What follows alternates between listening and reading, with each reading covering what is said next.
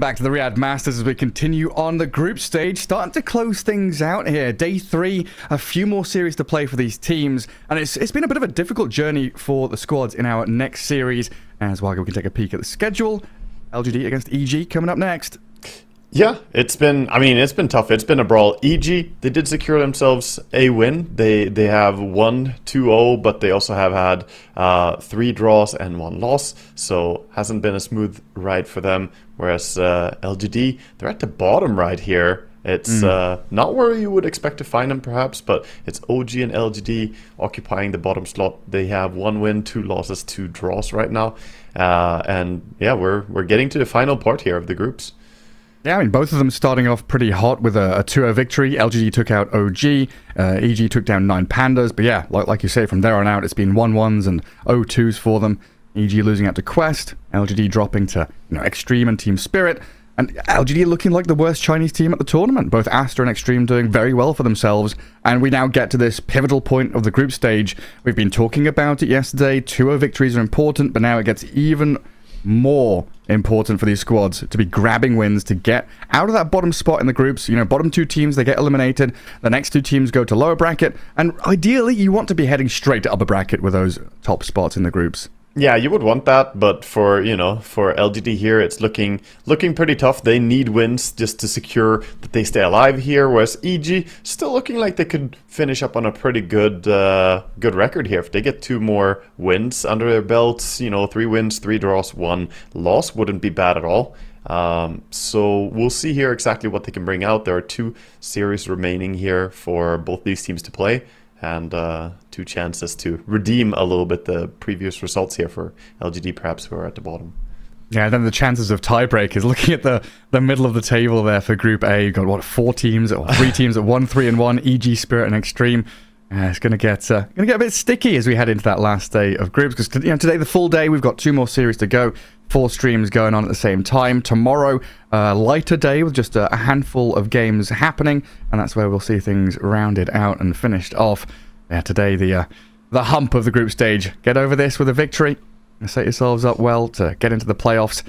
Yeah, LGD, really a surprise they're down at the bottom. Yeah, I'm also surprised to see them there. I feel like, they definitely have the potential to be way higher. A lot of these players are, formidable in their own right, but it's just very high competition here, like nothing to say a player that a lot of mid players would look up to, like understanding his style of Dota, really trying to break him down and what he does. And overall, just LGD, they're great players, but the competition is very stiff here. And like you said, the other Chinese teams that we've seen in the tournament here have actually performed really well. Like, I've been especially impressed with Aster and what they did when we were casting them yesterday. Very, very impressive stuff from them, with Sumail, of course, recently joining them. Absolutely. Yeah, well, as we head into the draft for Game 1 in this best of 2, we'll find out what we'll be contending with. As Timbersaw, I think a big question mark around LGD here, has been a star hero of the tournament, very high priority pick, but they've lost 3 games in a row, and it definitely feels like some of these teams have figured out how to deal with a first phase Timbersaw in particular. Yeah, I feel like it. I feel like the Timbersaw, was a hero that just became very, very popular before this tournament. Even in pubs, he's been sort of a menace, and in a lot of different pro games, he has been, showing up. But now it feels like teams are starting to understand it, starting to break it down, find what is good to counter it. But you can also still go for the approach of just get rid of it. It's very annoying still. It forces you to do a certain type of draft, and if you don't want to play that style, then Timber can really get you out of your comfort zone. So LGD, they're going to be the ones to ban it out, along with Legion Commander here. EG going for the Primal ban and the Broodmother ban, and go for stock standard opening here. Undying, literally just a staple support that is as basic as it gets. And it does leave Snapfire in the pool as a potential, but it looks like Enigma Tiny for LGD. Something we saw in the Bali Major. LGD asked some of these Chinese squads, bringing back that position for Tiny. Of course, very flexible duo. This is a good, solid offlane, but you could also think about shifting this to pos 5 Enigma, mid Tiny. Lots of options for you as that draft develops. Time for Rubik. Here he comes. Oh, yeah. There's not really much to think about, I feel, when you see this. They could go for a core hero here if they don't want to reveal their support duo, but honestly, seeing Tiny, seeing Enigma, this is already the makings of a great Rubik game, and Rubik is the most picked hero in the entire tournament so far, largely because of some of the heroes that are popular, like Enigma, also being there near the top. And Matthew's shown he's a damn good Rubik player, so definitely in his repertoire of heroes. I'm taking a little time on this, though. I mean, you said they could be considering a carry hero, a core coming out, and it's the Pango. Yeah, so this is, you know, trying to conceal a little bit and give yourself options still to be more flexible, because Rubik, it does tell your opponent a little bit about how the lanes are going to look when you have both Undying guaranteed on one side, Rubik on the other. You kind of get a good idea on both the side lanes. So instead, they conceal that, grab up the Pango as they see the Tiny. Could just be that they're completely expecting this to be nothing to say on the Tiny. Yeah, my memory's pretty bad. I know we've seen this Tiny against Pango mid lane a couple of times, but I struggle to remember how it goes. In my opinion, it's sort of a 55 or 60 for Tiny and like 45-40 for Pango. I actually think it's Tiny favored. So maybe EG are just expecting, you know, that Pango can outplay on this lane, or they're saying that this is a support Tiny. Also something completely viable, right? You're running Enigma, you're running Tiny, you can easily toss Enigma in, toss people to Enigma. We discussed this before. It's just a nice 1-2 combo of heroes. You can offlane Enigma with a +4 Tiny. Works really well. And I guess depending on support rotations as well. Get in there with the Avalanche toss. Help him out with just a little stun. We'll move into the second phase of bans. Ember, Bloodseeker, Brewmaster, and Naga. The Brew ban, I mean, yeah, okay, Naga starting against Enigma makes sense. With the Brew ban, though, is that indication of illusion heroes coming later? It can be, but also just, you know, signals to me that they might be building around their team fight. They already have the Enigma. Maybe they want to get a hero that deals really well with Undying in Medusa. Medusa is a hero that gets very countered out by Brewmaster, lifting her in the air over and over. So it could be setting themselves up a little bit for that. But obviously, yeah, it's a great hero to cancel out the Enigma Black Hole all the time, having two different Brewlings with the ability to stop him. Faceless Void and the TB gone. Snapfire does come out in the second phase, delayed a little bit with that, so we're going to have a little Shredder against the Undying Tombstone, matchup in the mid lane potentially against this Pangolier as well, which we've seen Snap start to dominate a lot of these mid matchups. Yeah, she honestly is very oppressive as a mid hero. I think Snap against Pango mid is a pretty damn easy lane for Snap. Pango has to get close a lot of the time to CS, has to go in there for the auto attacks, of course, as melee hero, but even his spells, you get a W inwards towards the creeps, and that's when Snap can just press her Q. EG, somewhat predictably, go for the Rubik still, which is why I felt as well. You can pick it in the first phase, because likely, if Rubik isn't banned, you're against Enigma, like, this hero just looks great. Looks even better now with the Snapfire picked as well. There are so many great spells for him to steal here. Yeah, and having that instant disable really going to help out. And cancel out Kisses, stop the Tiny combo, catch Enigma. I just help this Pango and Undying have that better time when they set up for team fights in certain spots. You kind of want to plant down that Tombstone and force the opponents to fight into it, which Rubik and Pango can definitely help do. I do have this double now, though. And potential to move this Pango around a little bit. It could be offlane, but I think 99% of the time we're going to just see it thrown into the mid lane. He's gonna mid. I feel it's all but guaranteed here. We're probably gonna see some form of combo lane together with the Rubik. Side before worked pretty damn well, but when you don't see your enemy carry yet, it's a bit risky to pick the Tide, because you could run into something like the enemy just busting out an Ursa, or you know, some other hero that punishes you from going melee. Like Monkey King is available, Ursa is available, Slark is available. A lot of heroes that can be problematic to deal with. Yeah, would you rather pick your Pakaz TA or Gyro or something? I think I would almost want to save last pick for the offlane here. Yeah, you already see the Enigma here. Most likely that's going to be the enemy offlaner. And as you said, go for something that has an AoE to clear out the Eidolons. I like the idea of going for Gyrocopter here. They go for the Tide still. Okay. So, yeah, it's just Rubik Tide, good combo, a lot of damage reduction, but this gives LGD the chance to either get a ranged hero who doesn't get bothered by the Anchor Smash spam, or get a melee hero who abuses other melee heroes like the ones I listed. 10 seconds remaining. I might want to snap it up now because there are those couple of bans that EG have later on. Yeah, I think you grab your carry here. If you're LGD, there's going to be a double ban on carries probably. Already we have a lot of carries banned out. The Faceless Void and Bloodseeker. Bloodseeker would have been a good hero as well for them in this situation. So I guess a hero like Drow would kind of fit the bill in that ranged hero situation against the Tide, not get bullied by Anchor Smash. Also, pretty solid against that mid Pango. Just stand your ground and hit him when he's rolling and thundering around. Yeah, it's not too bad. They get the ET. So wombo combo galore here for LGD. Got so many big stuns, big disables. This is I feel like this is a very Chinese way of drafting, right? You think back to Aster and the way we saw them draft. Just tons of different disables. They went with the Legion Clock and, you know, Snapfire as well. They also played around all these lockdowns and control. But by taking the ET now, sure, you solidify a good team fight, but you give a little bit of room here for EG to get banned. So they ban out the TA, a hero the Tide would struggle against for sure. And a couple more bans to focus into Pakaz as well. I'm just wondering now, like, how flexible LGD really are. Is ET probably going to be one of your support heroes, but Snap, Tiny, and Enigma, they can all shift around still, right? They can, but most likely I would say this is gonna end up probably just being an offlane Enigma, Snapfire mid, ET going together with the safe laner, and Tiny going with the Enigma. Okay. Is the way I feel. You can mix it up a little bit, but it's very unlikely at this phase. In before you just carry ET, dude. Just do it. Just bust it out. Surprise us all. Well, the TA gets banned by EG, and then the Gyro, and in fact the Drow Ranger banned by LGD. So a bit of overlapping hero pools as both of them removing out some of these ranged carries. Like you're saying, kind of dealing with Eidolons, dealing with Tide. So Pakaz's got to dig a little deeper to find his perfect hero here.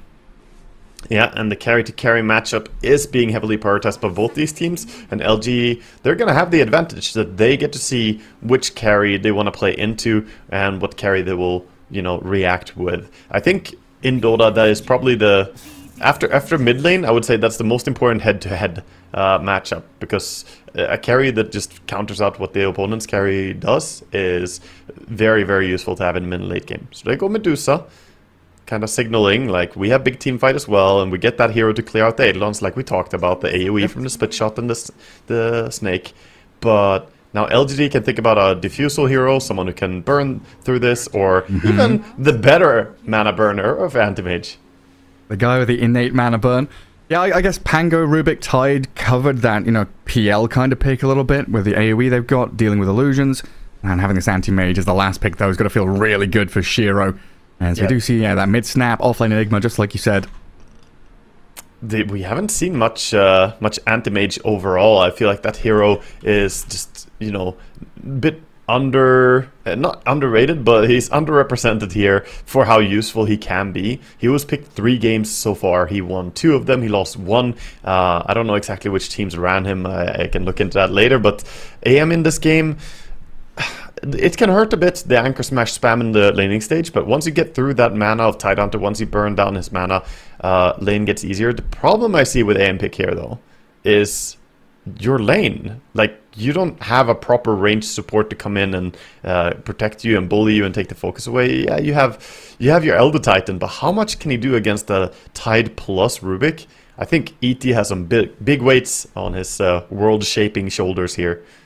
Hey, he's got some big shoes to fill. I mean, I was honestly wondering, do you go boots first on ET here just to try and make sure you can run around and bully the Rubik, give AM a better time? It's not going to be boots, I think. He needs to have probably a blunt grenade. He probably needs early magic stick too, and he needs a lot of consumables. Probably needs to pass tangles to AM as well. So he has too many things he needs to buy.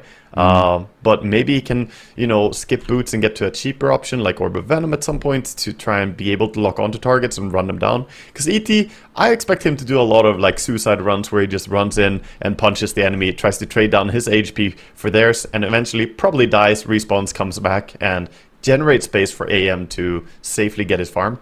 But this is pretty deep speculation on how the game is going to go. We'll see exactly what the teams are going to show us here as we head into the game. Yeah, roleplay as the Undying, as the Elder Titan. Just keep running at your opponents, burst through everything.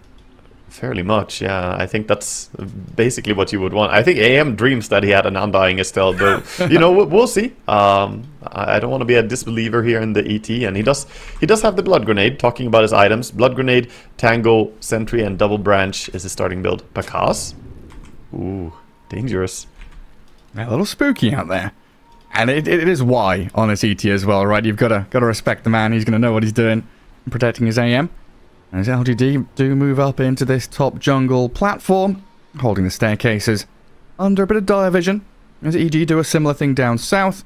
Very early wards coming out, blocking up that small camp, getting vision over at bottom jungle as well. It doesn't look like anyone's scouted out the vision in the mid lane either. Yeah, we see both teams kind of posturing here for the bounty runes. For now, looking like it might be a 2-for-2 trades, and we see Radiant at least pulling away. Don't really want to take a fight. You have an AM, you have an Enigma. Not the strongest heroes for early fighting. Meanwhile, EG, a lot stronger for the first fight, but still don't really want to go in for a contest. So, 2-for-2. Fair trade. Yeah, we've seen these position 5 Enigmas go Maleficus level 1, but as a 3, that is something you do not want to be doing. No, Get never. the Eidolons going. Deny, you need to farm, need to dominate your lane, and we see Enigma go for sort of a Tundra staple build, going for the triple branch and the magic wand upgrade. Of course, Enigma is a universal hero, gets a lot of damage from these stats, 60 damage. Look at Planet. Comes in behind the creep wave, gets a toss onto Pakaz, so gets rid of like 10% of the mana pool there, a little bit of chip.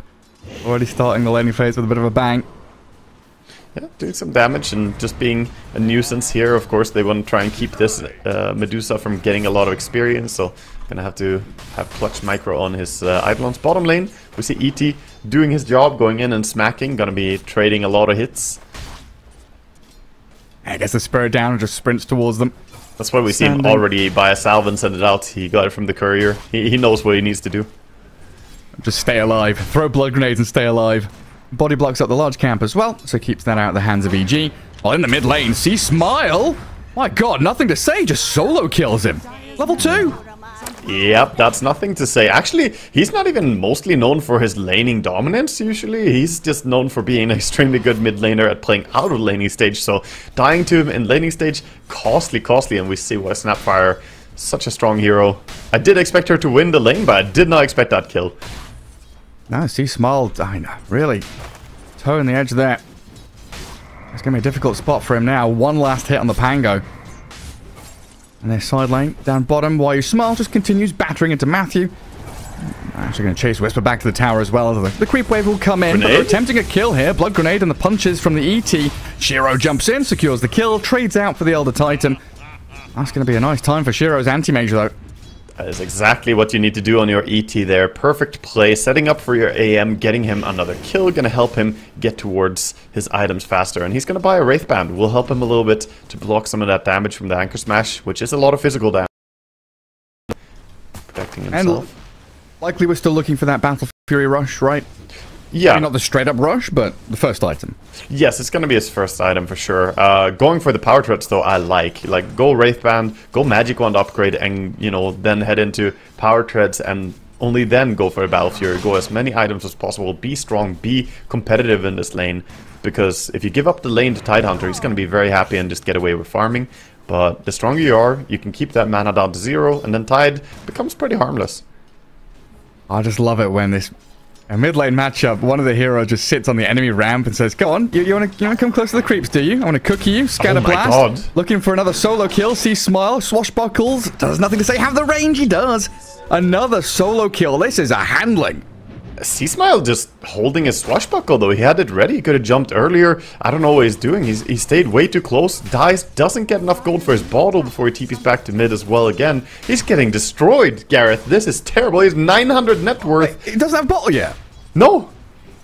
Not minute 3, Gareth. Like this Pango has nothing.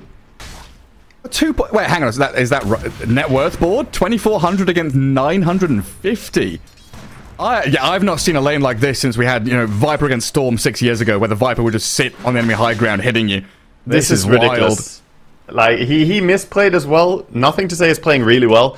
Like, he's playing stellar on his Snapfire right now. But C-Smile, he felt probably pressured to try and get more after dying that first time, and tried to stay close, didn't use his escape immediately, and he got punished for it. Now he's gonna get zoned out. Look at mid lane, walking up, zoning him. Off you go. You don't belong in my lane. Off, shoo. 90% of his health gone immediately. Gonna have to spam through some of these bottle charges. Nothing to say, doesn't need any support rotations. Panga probably will soon though. It's a difficult time. Yeah, he needs an ambulance right now. He needs something, man. This is not good. The side lanes, you know, it's too early as well to help him. It's only 4 minutes into the game. The supports are probably looking towards mid like, well, you're on your own for at least 2 more minutes. And the Worldwide Animal Federation's going to come after them. Pangolins are an endangered species. Nothing to say he's going to be in trouble in a minute. Yeah, we'll see why. Solo kills like that. Yeah. Incredible. It's not just him, you know, AM 23-0, 20 and 11 on this Enigma.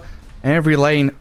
Oh, look at that 500 GPM almost, that XPM. Yeah, just having a cracking time in that mid lane.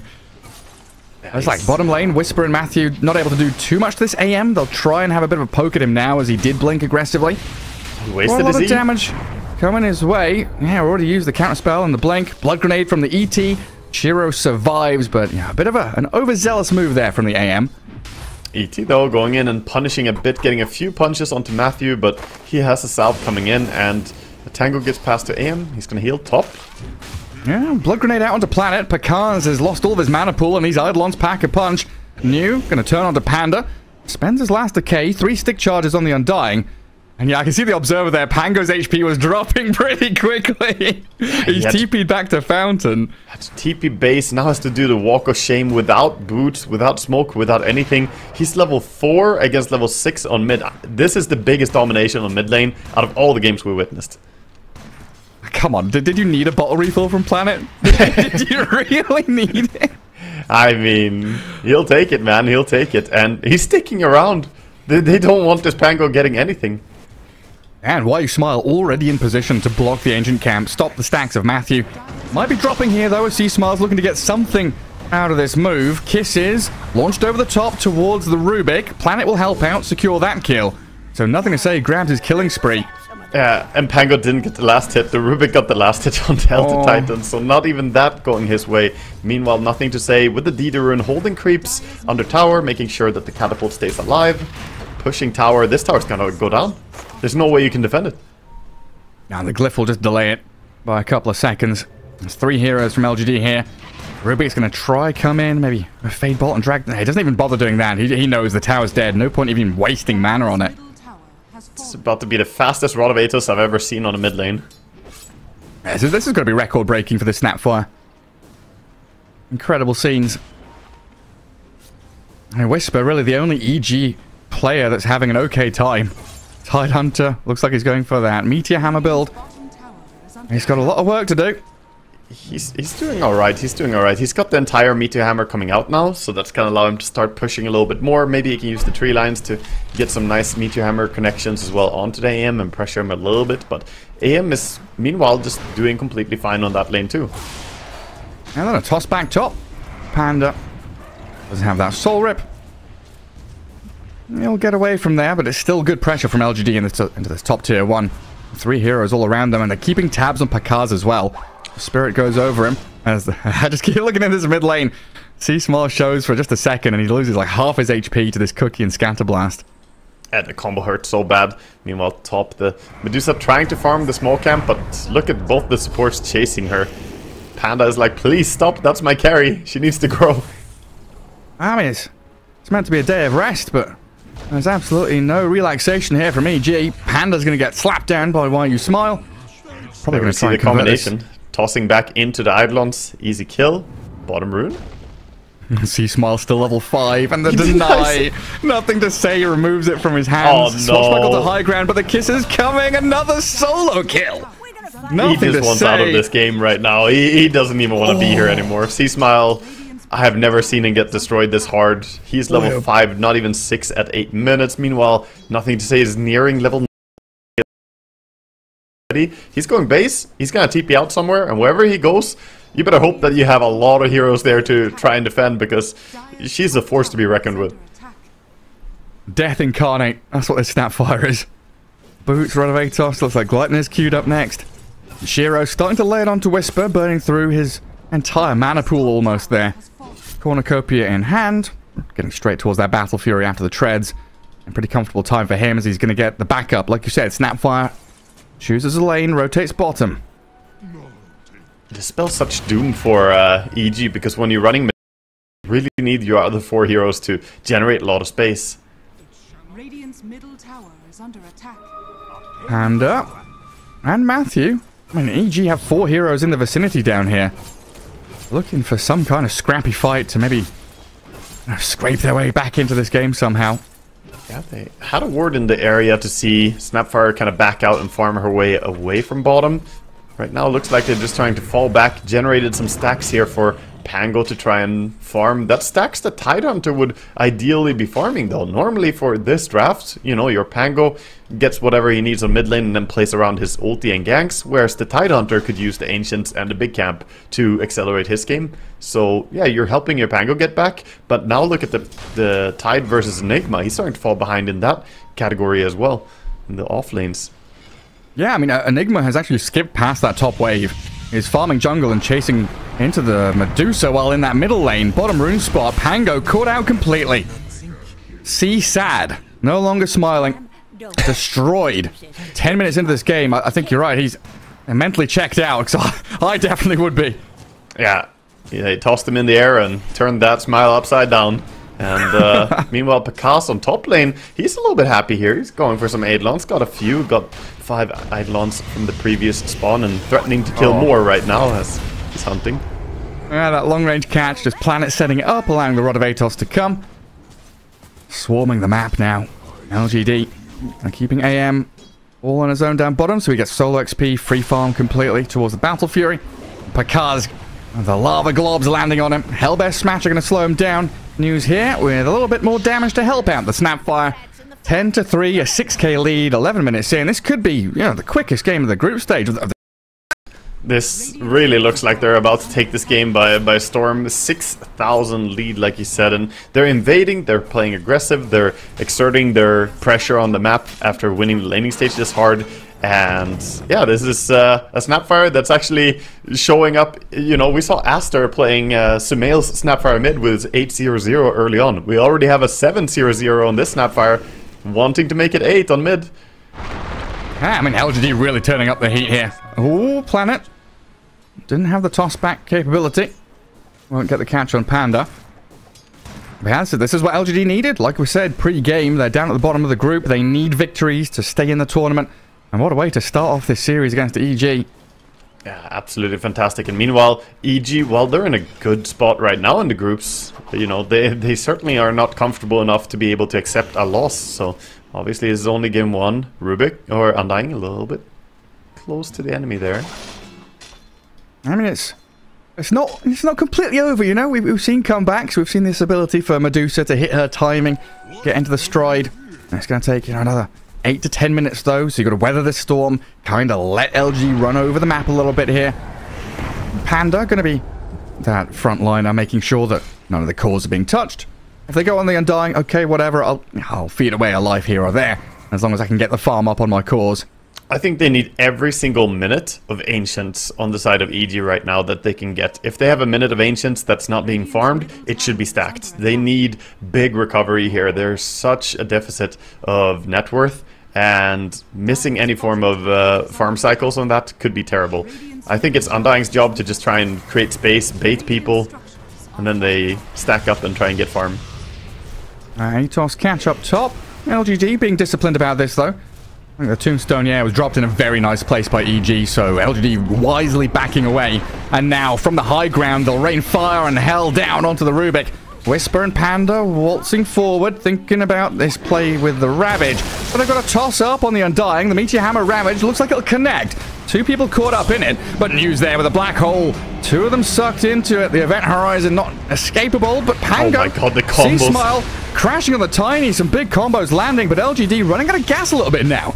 EG have brought the numbers, still fighting towards the Snapfire, but the anti-major right. That 5th hero that had been forgotten for a while. A triple for Why You Smile. The ET picks up all the kills. And EG, there was a moment there where you're thinking, oh, maybe. But nah. the thing is, they were fighting away from Tombstone. They already committed Tombstone on the high ground, and then they tried to chase into a team that's way ahead of them and still fight. I don't think you can fight without one of your absolute strongest tools. You know, that's pretty much the same as trying to fight without Ravage at this point, which I don't know. And also no point in Stone Gaze yet. This Medusa is not ready to take a big 5v5 engagement. EG, they're just struggling. I think they're so far behind, they're getting a bit flustered and attempting to get something going, but LGD, very nice moves, bringing over the AM as well to secure the team fight entirely there towards the end. It looked a bit scrappy, but the big mana void to seal the deal. That's what they needed. Battle Fury plus Blade Alacrity now up. Shiro getting stacked, going to be catching up to that Snapfire in the top net worth spot pretty shortly. Yeah, he's well in his timing here. He's looking like he could hit a 1930 or, you know, at least a pre-20 Manta style here if it keeps going like this, and that's a fantastic timing to get. Oh, New says, who needs boots? I've got my Helm of the Overlord ready, 15 minutes in. Matthew's going to steal out the Eidolons, get a little bit of farm going for himself, hold out that top wave. There's just not an inch on this map that EG can call their own. Planet. He's got the jump with the help of the kisses. Trying to blow up Whisper here, and looks like they should have enough damage. Sea Smile tried to cancel out the kisses, but wasn't quite fast enough. Atos towards Zen's. Oh, beautiful. Atos timing, yeah. Now with a stomp on top. He's got Swash and a shield crash, but he's not got the time or chance to use it. That was so beautiful. The combo there. Again, though, misplace from Sea Smile. Like, during the roll there, the roll is about to end. As the Atos comes in, it's a nice play from LGD, but he also had Swashbuckle ready to try and swing himself to safety before that play comes out. Of course, once the Atos sets, you can't really do much about it anymore. It's just item on item. Blink Dagger for Tiny now. Even more danger for EG as they'll get the Rod of Atos, Cookie in, and Medusa, well, I know she's meant to be a reasonably tanky hero, but against these over-leveled, over-farmed LGD lads, doesn't stand a chance. Panda will follow her into the grave. EG, not much they can do. There's absolute destruction all over the field. They even have the travels now on Snapfire, so she can play wherever she wants. And like you said, with the Overlord, these tier 2 towers are going to be the target for Enigma. He's going to start working on top tower. Yeah, the map is just completely hopeless for them. They're working on the Diffu on Pango. 16 minutes in, he's 100 gold away from it. Finally getting that would be something to play around with, but for now, the supports on the side of EG are just like, who can we play with? Tide is not that farmed, you know, he only has his Meteor Hammer. Medusa wants to hit creeps, and our Pango has nothing. Dire's top tower has fallen. Man, this tier 1 tower still being up as well as a rough one. Tide would have loved to have taken that down already, just open up a little bit of breathing room for EG. Not available though. Even the D word gonna get denied here as Enigma comes in with his posse, just controlling it. Gleipnir ready. Toss up in the bottom lane. Whisper down. Taking a little while here as the last couple of kisses not quite landing. He's going to buy some time actually, but the Gleipnir is completed for NTS. Finish him off with a Scatter Blast. And he's got the ability here to boot to travel to another lane if he wants to as well. They're getting value out of this Snapfire ulti every time it's off cooldown. They're trying to catch her now. They're going bottom. He has Illusion though. Swashbuckle in the roll. Pops the illusion rune, but gets slowed. Nothing to say. They've caught out the Snapfire with a lift up, drag back. He's moved closer to his tier 1 though, and New is now nearby. In comes the Avalanche, but they've killed the Snap. Big pick-off here for EG. Can they escape with limited casualties though? Looks like Panda just going to be the one giving up here to LGD as the rest of them slip back to fight into the ET. Why Smile came in behind them wanting to continue this fight. Very speedy on his feet there with the Tranquils in the Spirit. PSG.LGD have to be careful. Don't have Snapfire now. Tiny too close to the enemy. EG, this is a big turning point. Trying to swing this game with some big ticket kills. Snap and Tiny, now the tier 1 tower. They've bought more time for themselves. Yeah, like the Observer points out there, 1700 gold just about for that kill. Absolutely huge on the Snapfire. And there was probably a moment to save her there. The Enigma came in, could have Black Holed, didn't do it because he thought, oh, Rubik will steal my Black Hole. But Rubik actually used Spell Steal on the Snapfire at the start of the fight, and level 1 Spell Steal is 20 seconds cooldown, so he could have gone for the Black Hole to save the Snap there. Maybe she could have gone away, but ultimately, good turnaround for EG there, getting a tower as well for their efforts. Radiant's bottom tower is under attack. Just a little bit of space. Rubik is going to get caught out. Ravage from Whisper, though, clipping onto NTS, and in comes C-Smile. Swashbuckle not landing, though. Snapfire is going to get a bit of distance, and now launching the kisses. Fire and Brimstone onto the Pangolier, but no stuns to connect on him, so he can get the Swashbuckle back to his base. Good takedown, still getting at least the Rubik, but not bleeding too much, his EG. Kraken Shell there, going to help out Whisper. In comes New, thinking about the black hole, but the Stone Gaze is out. Turns Enigma into a statue, nothing to say, trying to focus the Tombstone. And New's going to get clapped down by Whisper. Snapfire a little stuck here, trying to hide behind the trees, but the Swashbuckle C-Smile gets a revenge. Another 1,000 gold going the way of EG. Yeah, that's... I mean, this is turning into a bit of feed. You're very far ahead. Any of these kills matter a lot. You're looking over to the Anti-Mage now. I said that he might have, you know, a very good timing on his Manta. He had an even better timing than I suggested. I think he had an 18-minute timing. He's up to 2,100 gold at 20 minutes with Manta Battle Fury in hand. This is absurd level farm, and I think it's time for him to start stepping up and taking over some of the action as well. Yeah, I mean, EG, they turn it up. AM is that safety net, and like you said, in this carry-to-carry matchup, this AM going to be the be-all and end-all of this game. The DD rune for him now as well. LGD could be looking, you know, for a team fight into Roshan. Quite a big dip there, though. Yeah, definitely. I mean, that's what happens when you're this far ahead and you lose heroes under the enemy tier 2 tower. A little bit sloppy play from LGD at this point, but easy to get too confident when you're this far ahead. They're just trying to get all the kills they can. I think EG are doing a good job trying to consolidate and play around their abilities, using the Stone Gaze to prevent black holes, using, you know, everything they have to try and pull out some victories in these skirmishes. And keep that Medusa farming. She's stuck up there with the other big cause. About 12,000 net worth for her.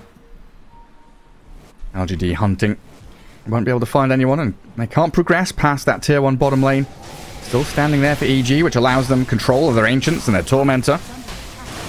A shard for the Undying here would be pretty huge, honestly, the way these teamfights have been going, to save the Medusa or the Pango in the midst of all this chaos, and he's the one to get it. Yeah, definitely a really great tool for him to have. I mean, any of the shards would be nice, because also getting the telekinesis can save against the other abilities a little bit. But yeah, the Undying, best one you could get here for sure. A really nice Tormentor take for them. Things do definitely get more worrisome for EG when these BKBs start arriving as well. Looking at the Snapfire lining one up. I thought Enigma might be going for one, but in fact, New has an Assault Cuirass queued on this Enigma now. I like the idea of him going aura build. He could have gone Crimson Guard as well. Going AC, I think, is completely fine too. There's some minus armor from the Tides that you can mitigate from the Pango as well. But yeah, just tanking up and being aura build instead of fully focusing around the black hole. Very common when you play against the Rubik, trying to have more than just, you know, don't make black hole your entire identity, Gareth. You know, that's the important lesson. Diversify. For Enigmas versus Rubik. Yes. Well, scan there from the Dire. Like, yeah, Roshan's dead. And just already picked up by Shiro's AM. EG do have a pretty nice ward down here that they could play into. Couple of LGD heroes still straggling around. New tucks into the trees. Planet gonna jump over the top. Gets onto the Undying and tosses him around, but he's gonna meet a pretty hefty force of EG here. Tombstone's gonna save him up. And Planet the casualty while Whisper keeps chasing forward. Gets the gush onto New's Enigma. And they can close the gap here with a Swashbuckle. Yules into the sky, buying some time. New with the Malefice out, but Matthew and C-Smile, they've actually bridged the gap here, got on top of New, finishing him off with a little bit of more damage out of them. The Swash and the Gush paired up really nicely with that minus armor and long-range physical damage. Again, every single kill they get is practically 1,000 gold. They got over 1,000 gold for the Enigma, they got nearly 800 gold for the Tiny there. These kills are really, really big for EG to try and come back off of. And now the Pango, who was really, really sad, I mean, he's still at the bottom of the net worth of the course, but he is catching up a bit. He's almost up to Tide's net worth at least. Has Blink, has Diffu, has 2.7k gold. Working on a Basher, that will be really good. Try and help him stop some of these channeling spells. I mean, LGD, they're still in a comfortable spot, right? Thinking of how this AM is going to pick up the pace in a little while. Yeah, they certainly are. They have the Aegis on AM, but the issue is that they're not playing very disciplined Dota. They TP out, they TP top, and still they show 2 heroes bottom. Not just show them, they go on EG, who then just outnumber them and win the fight handedly. Anti-Mage couldn't TP there, Snapfire couldn't TP there because they both TP'd out. So the play is looking a bit sloppy from LGD, and EG are taking advantage of it as much as they can here. I'm going to try and levy a bit of advantage with this butterfly on Dusa. Shiro jumps straight onto her. Anti-Mage going to be in a 1v3 situation pretty soon. And he's got Counterspell, Blink, and that Aegis, of course. He's strong enough to do this, though. I mean, AM, if anyone should be playing aggressively and play ballsy in this game, it should be him. He has the Aegis, he has the Avskadi Manta, he is incredibly tanky. So he can force some reactions and maybe generate space for his team to do something. But the rest of his team should probably try to look for pickoffs together or clump up a bit. They were looking for something in that top jungle. Came in contact with the Undying. It was a funny situation here where AM's farming large camp, Deuce's farming ancients right next to him. Both carries just eyeing each other up. The AM taking a lot of damage. Throws the Mana Void onto Pakaz, and a Rolling Thunder there claims the Aegis. Kisses over the top, and New looking for that angle for a black hole. Nice but Whisper with a Ravage, nicely placed with the Meteor Hammer onto Tiny and AM. Planet in a little bit of trouble, but Force Staff drifts away. Little Shredder from Nothing to Say, moving forward with his BKB, but LGD, they've spent everything bar the black hole here and not got too much in return. EG still holding their own. Every teamfight ulti outside of the black hole used. EG are just outperforming them in these fights. This is so stressed and haphazard, I feel, from LGD. They go in with Anti-Mage, but his team is super far away. He loses Aegis before people are even really close enough to punish. And the saves are beautiful. The Tombstone save at first on the Medusa, then the Force Staff as well coming in. They have double Force Staffs, so one on Undying, one on Rubik, able to keep people away from that Anti-Mage, not allowing his Skadi rundown to happen. Right now you have to worry a little bit for LGD almost. Like, you dominated this game this hard in the early phases, but even with 8k gold lead, you're losing a fight to EG there. Yeah. Honestly, this feels very the meta we had a year ago, like at the Arlington Major, where we would literally have a Medusa farming Ancients and 4 heroes sat in front of her, just bunkering down and bodyguarding the Ancient spot. As Pakaz farming while the rest of EG are all playing down side. You can see the line drawn there saying that's the line. Where that Radiant Observer Ward is in the top jungle, the outpost, don't go past there. We don't need to. Just soft push out that top lane, hold mid, and the jungle.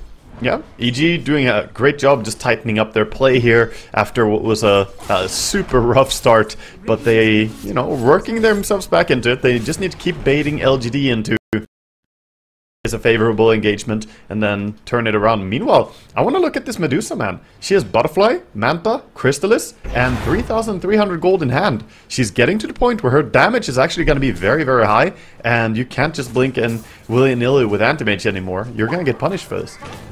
Yeah, especially with this Whisper Ravage into Meteor Hammer. I'd love to see the Tendrils of the Deep come out as well from him. He's already got it. He's got the shard on Tide.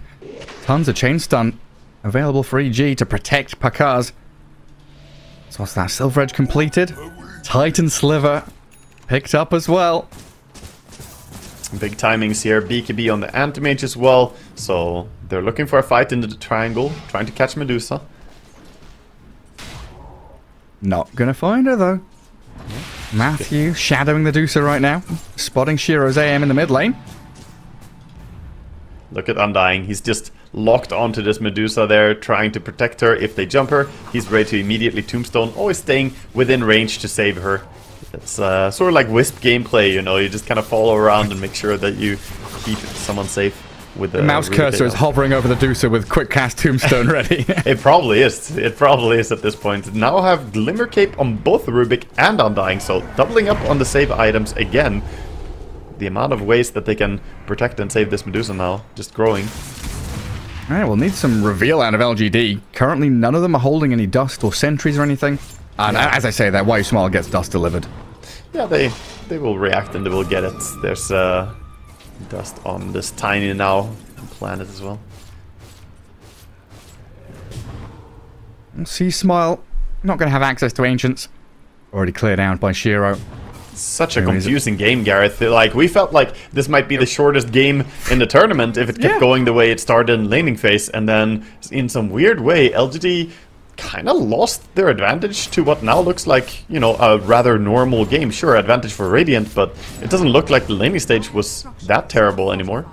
No, it feels like the normal game where second Roshan, big clash, standoff around the pit, probably going to be what dictates the next 5 to 10 minutes. Yeah. High ground for EG now, though, not wanting to come out of their base too much. So that's going to give LGD that little bit of space to maybe set up for that next Roche take. You know, a minute to go till fast spawn, so they've got a bit of time here to gather up the rest of the resources on the map. Yeah, EG I think just wanted to keep trying to have this Medusa farm and progress her items. Gonna get a 250 gold there from the Overlord creep, always something. And they're trying to play around her so she can go down bottom and farm. Whisper leading the way. Yeah, tossed back into the Centaur and some Eidolons. He's got Yules and Ogre Seal Totem, so dodges the stomp out, ravaging the AM now. Stone Gaze coming, trying to get in front of the AM, but he BKBs and turns. Shiro makes sure he gets away from the Medusa. No, Snake Lady's going to stop him, while a BKB... that black hole. Black hole comes in onto 3. News caught him with a Meteor Hammer over the top. The Medusa's still alive, though, and that Mana Void doesn't clear her out. Pakaz's still going. EG standing strong, only losing the Rubik so far. Planet's moved in to toss them back. The ET focused by Seasmile and Whisper. Tendrils will connect on him. And Pakaz, Mana Pool, all but gone. Still standing and fighting, though. They're afraid of this Deucer. She turns to bash into them. The Enigma's gone, and Pakaz grabs a double kill. Man, these fights, even with a perfect 3-man black hole catching the Rubik so he cannot steal it, they still lose the fight. 9,000 gold ahead at the start of the fight with a 3-man black hole, and they still can't win it? I don't understand what's going on, Gareth. I actually do not know how they are unable to take the win here. My jaw's on my desk right now. Like this, like, I don't know, incredible from EG to come back into this, because yeah, we wrote them off. We thought this game was over. 15, 16 minutes in, it looked like it was done. But it's got to be said, right? You've been calling LGD sloppy, haphazard, not connecting fully with... Like target acquisition seems completely off. They're throwing Mana Voids on the Medusa when she's half Mana Pool. They're not going full in onto a single target. They're spreading a lot of these initiation tools across multiple heroes. Yeah, if he held his Mana Void for a little bit later there, he could have gotten the teamfight win, I think. Shiro, he hasn't died this game, but his Anti-Mage still hasn't had the biggest impact this game, I feel, with how weak the enemy mid laner was, with the fact that he's playing in a good carry-to-carry matchup. We need to see more from him here. He's gonna send out a butterfly for himself, though, and they're obviously looking to contest Roche. That's the big one. Tendrils on the AM. Does get out of the Meteor Hammer, though. As Pakaz appeared with a Silver Edge. 15 seconds to go on Roche. Shiro's going to tuck in to the tree line down south.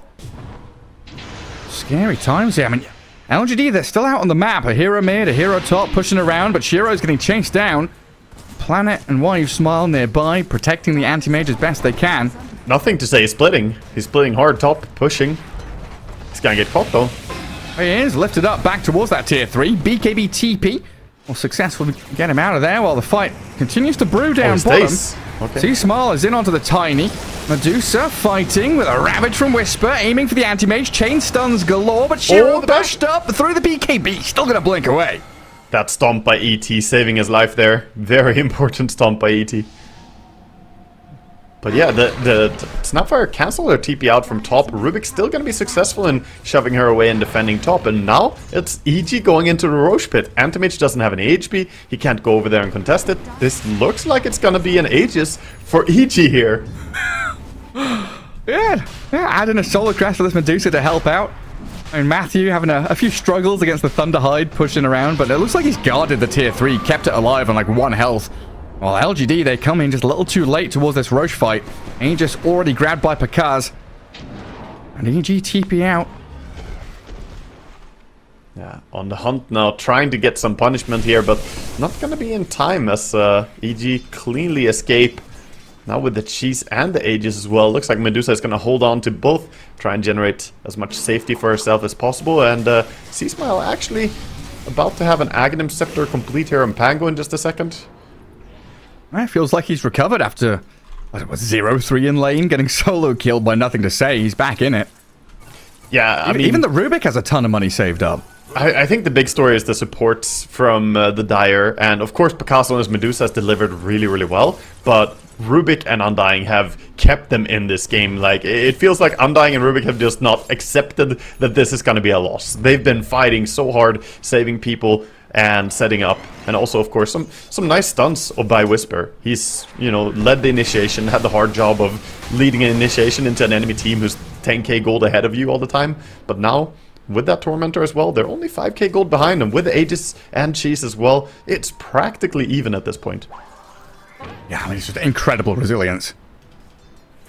LGD smoked up on the doorstep of EG's base. Panda, don't do it. Panda walks forward to hit the creep wave and gets blasted down.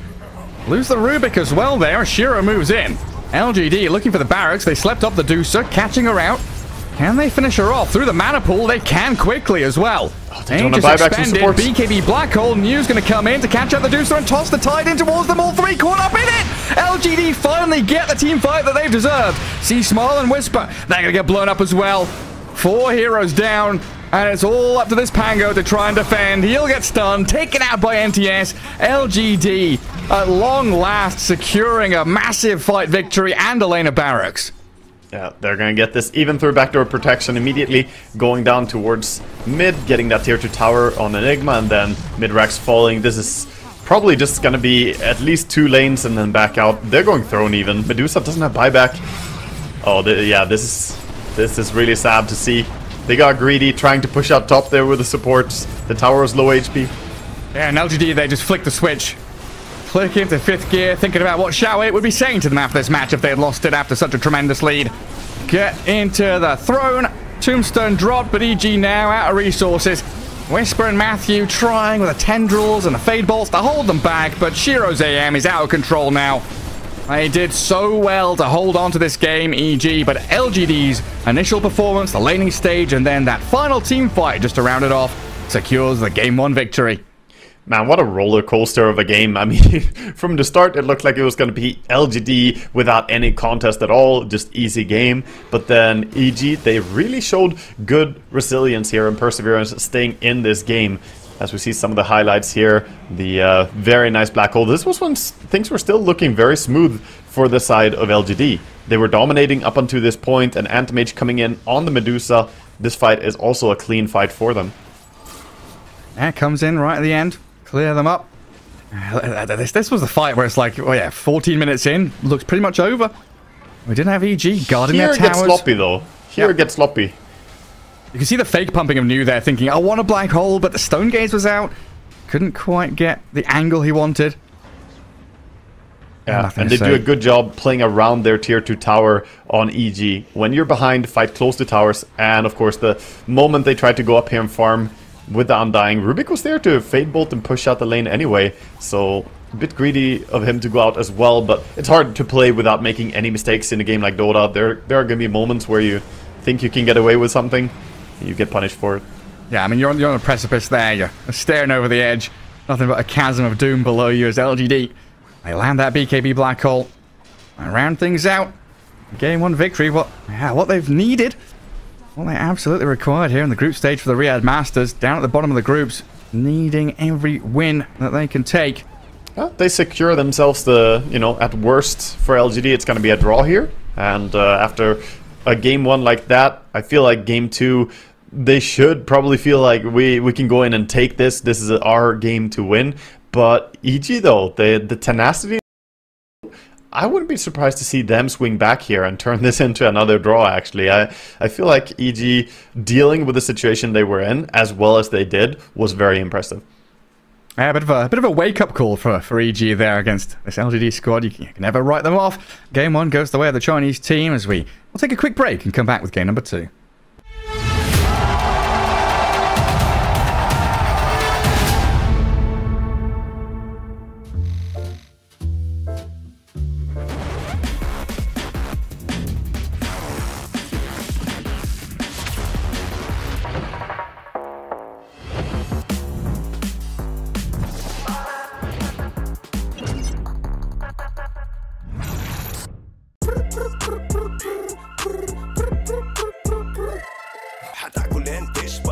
مستمتع وتلاقي الوجبة جاية على الأصول واو يجيك العيش هش طالع من الأوفن والدجاج يقرمش just the way I love it وتسوي كذا وتسوي كذا نسوي كده مع الحشمة، وإن تبغى راب خفيف أجيب تويستر، أنا أجيب لي وجبة الزنجر، بس كله يجيب اكسترا تشيز على الكرانشي تشيكن في السنتر. حطلب باكت، حطلب زنجر، حطلب مايتي، حطلب تويستر. جيب له باكت، جيب له زنجر، جيب له الأصلي، جيب له تويستر. Delicious. Yeah, yeah.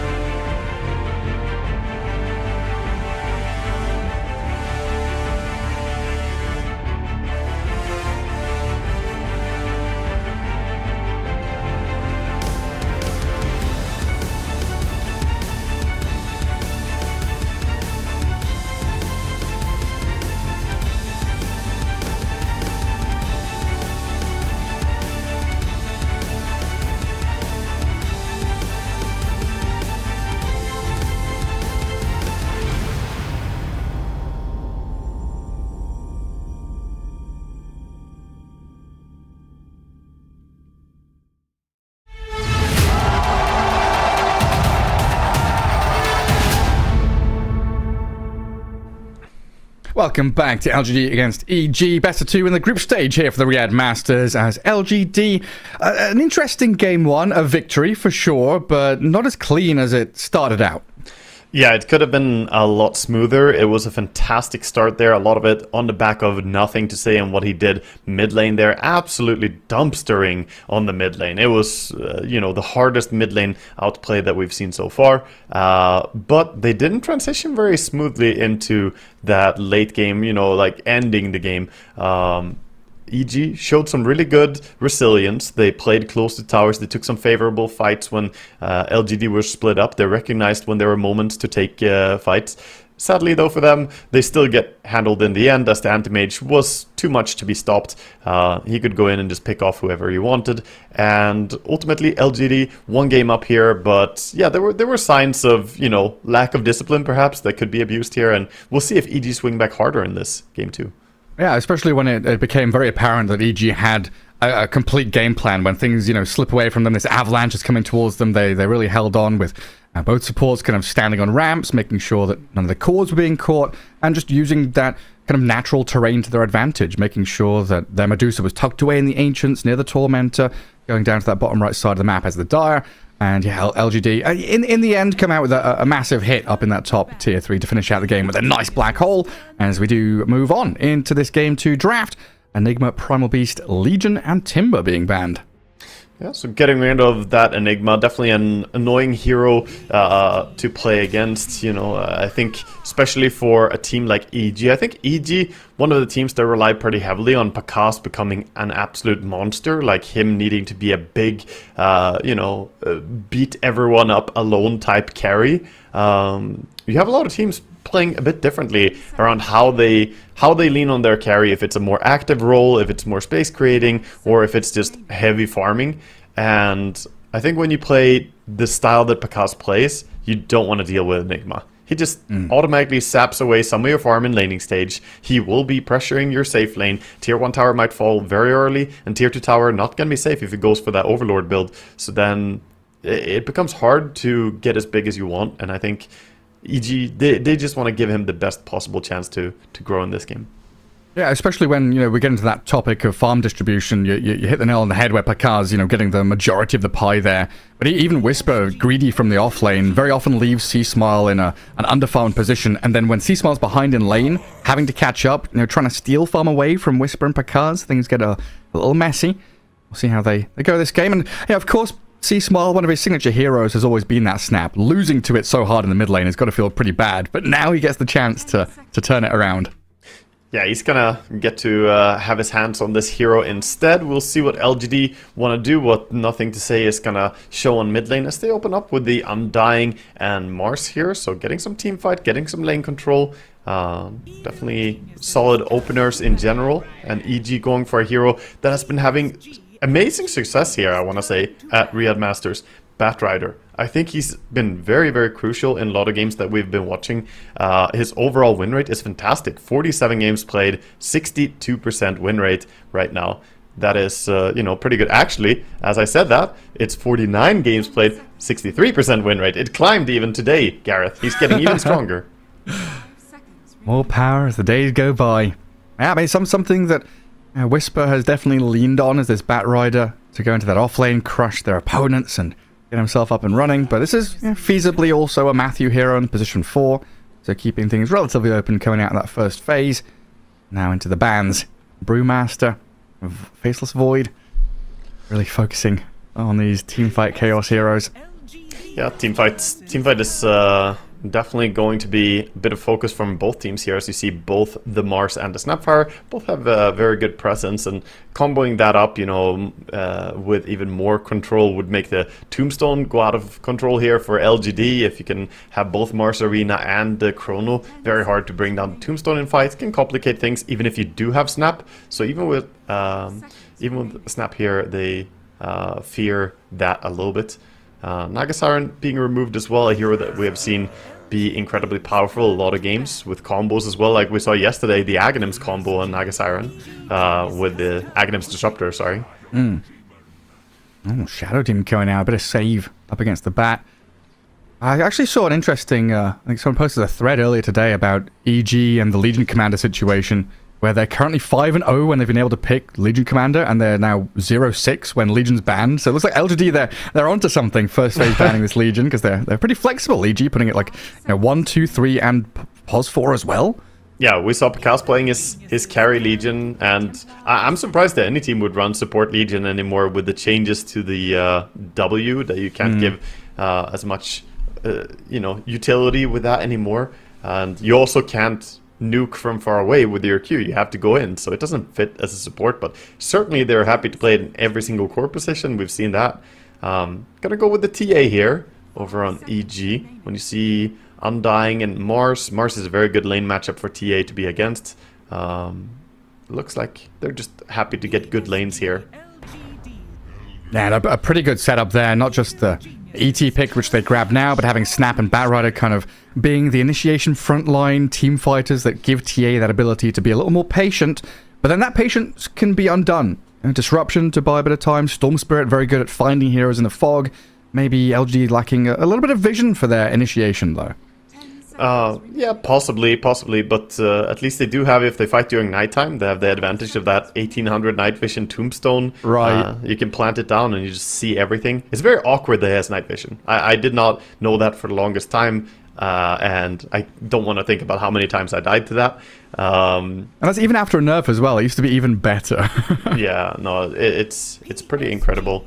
The Storm pickup, though, I like it. It's an active approach, getting the ability to control the map and pick off anyone who goes alone. I think Storm does pretty well against Batrider lineups, as they tend to be pretty skirmishy and look for those pickoffs. Storm is the type of hero who can also punish that behavior. Oh, some more carries banned out by EG. Get rid of some of Shiro's hero pool. LGD still opting to ban the puck. Again, this could be, 4 bat, 3 snap. TA, very likely going to be Picasso's hero. I mean, he was the pioneer showing the safe lane carry TA, back 2.5 years ago even. And it's definitely one of his better heroes. Yeah, he enjoys playing it. I think it's very likely that we're just going to see Whisper plays Batrider here in this game, that it's going to be that mid Snapfire. Seeing Snap and Storm on the enemy team, I think you happily play that Snap matchup, as Storm has to go close to the creep wave to put down the Remnant. That's when you can just double nuke him, and I think she'll do more than fine on that lane. 10 seconds remaining. Yeah, leaving 2 supports till the end of the draft then. Not something we see that commonly. Triple core picked up. I guess position 4, the last pick for EG. Give Matthew that chance to last pick his own hero. There goes the bounty hunter. Yeah, that makes sense. The vision, it's not the Clinks that we've seen before, but the bounty hunter, similar role, running around and giving information. Hey! Oh, what's going on here? Interesting. Okay, so Meepo, this is a real curveball here. The Meepo being added up now, this changes things. I want to say that this makes it quite likely that it is going to be, I would say, Whisper on Batrider still, and that you just do support ET and Snapfire and put Meepo towards that mid lane. Yeah, I mean, I'm racking my brain trying to think about this. I covered a lot of South American DPC back in the day. I don't think Beast Coast or EG ever played Meepo, and I can't think of which player would be taking it. Yeah, it's very up in the air. You could play it safely in here as well. Definitely not a bad option. You can put the TA mid against Storm, which is a good matchup. They have a lot of options here how they want to run it. And Meepo has been a popular hero in the patch. It's not as big of a surprise anymore, but it is still a nasty last pick, as you have Undying, SD, Mars, Storm. These are not Meepo countering heroes. Actually, this is a very damn good Meepo game. So the last pick here has to address the Meepo in a big way. Try to make sure that you have something against him. What hero are they going to go for? That's a big question. Yeah, I mean, EG haven't touched this Meepo at all. Beast Coast have been playing it a little bit more recently, with Parker joining in, but it's been an undiscovered natural resource, this Meepo pick for this last spot in the draft. 30 seconds for LGD to go, though, and they still need their Shiro hero. Find out what exactly they're going to use up against this I'm curious what they're going to take, honestly. I mean, the problem they have is that it's a carry last pick, and carries generally are not the biggest counters to Meepo. There's a lot of carries that do decently, but none of them, like, control the game that hard. They're going to go with TB. Yeah, TB is alright against Meepo, but again, it's not absurd. We did see Meepo destroy a Terrorblade earlier, not in lane, but with the rotations later on. Ah, it's a C-Smile Meepo. Out from the mid lane. Panda ET. So what? Snap and Batrider there. Matthew can take the snap. Yeah, the Whisper Batrider makes a lot of sense. Yeah, a lot of magic damage in that bottom lane from EG against the Terrorblade can be very difficult for Shiro to handle. Yeah, I think their poke is really damn good. Batrider in general can be a very obnoxious hero to lane into for the Terrorblade, and sure, you have a little bit of slow from the Q, but it can be dangerous once that Bat gets level 3, level 4, kill potential comes up in that lane. I'm going to keep my eyes on C-Smile on his Meepo here, see if he gets the revenge. You know, we expected him to be on his Snapfire, as it's a hero that he likes to play as well, and get the revenge on here is an interesting curveball. I'm very excited for this game. Getting both a TA and a Meepo, this should be fun. Yeah, I mean, in esports games, you know, professional games at least, C-Smile has played a handful of Meepo matches, but going back to 2018-19, he played one when he was still on Beast Coast against, like, Pain Gaming. What's that, 3 years ago now? 3.5 years ago? Oh, wow. So quite some time, yeah. But yeah, it's something that they can try and pull out here. Get that early advantage. Get that Rod of Atos going, catch the storm, keep that tempo going. Lots of ways to run at your opponents with this. Yes. Snapfire, ET, Batrider, Meepo, catching and killing. Yes, I think the Rod of Atos is going to be very crucial because you're already playing against the storm, so, you know, it's extra valuable in this game compared to normal. But just to be able to lock on to people from farther away, the value is really, you get tons of good stats, and then you get initiation that's long range, so you don't have to have a ton of points in your queue to be able to catch people. You can just have 1 point Earthbind, run up, and with a Atos first, you then chain Earthbind and just kill people off of that. So we'll see how his ganking game is going to be. I don't expect this to be a farm-heavy Meepo. When you have a TA in the team, she's probably going to be taking majority of that. Rather, I expect this to be very active gameplay and trying to invade the enemy jungle. Yeah, just even thinking back to, like, this ET pick, you know, EG taking it out of the hands of LGD, picking it for themselves, a little bit of cover for the Meepo. Oh my later God. down the line, it might be an indication in the draft. They just run up right after the ward was dropped here by the Dire. So EG standing dangerously here onto a ward. This is a kill. LGD, they see the Batriders right there. They're coming up, but of course there is vision for EG as well. Planet leading. Seconds to battle. Sees Whisper and Matthew. They're going to back up. And just head back down. Guard up some of these river runes instead. Not gonna go and try and get a D ward here, even though they did see the heroes come out of nowhere from a smoke, so they have to expect the ward to have been dropped somewhere. It could just have been a mid ward though, so kind of hard to guess where it's planted. Now a bit more vision as well with that spirit. Scout out where the rest of LGD are, but look at Pakaz. Vanish into spear play, caught up against the cliff top, and Pakaz is already burnt through his refraction. Blood grenade and the clicks coming in from nothing to say. I should be able to chase him down They're with a hunting Shadow Demon here. Downdying too. Blood grenades coming in to try and save him. Oh, you smile. Oh, first blood. Who's it going to go to? Whisper. Not quite enough. He's under this tier 2. That bonus bit of protection with a flame break on him. He's he gets back regenning. on the tower. He's regenning with a tango, and there's a K. Oh my God. Innocent somehow getting away with his life. Also survived. Yeah, that was really costly, using a lot of blood grenades as well, trying to get the kill here, but nobody did going down just yet. Nobody wants to be the first victim here in this game.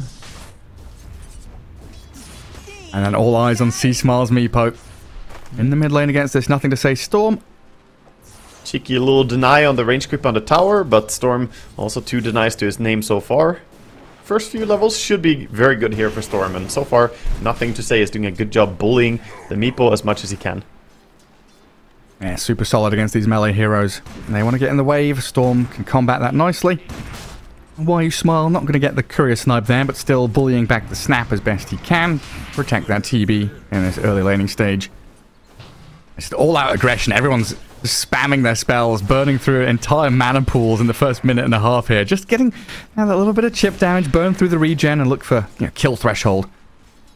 Yeah, you're doing the prep work, right? That's the way you gotta see it. It's not really going for a kill, but it's going to bring your enemy down so that they can't keep fighting you, and then you can maybe swing in for a kill. Mid lane, dropping a Revenant to protect the range creeps here, denying them, and even pulling Storm with very nice advantage so far. Yeah, very well done. Yeah, you're right. You've got to lay the foundations. You can't just build a house on a swamp. You've got to make sure it's all nice, flat, solid ground.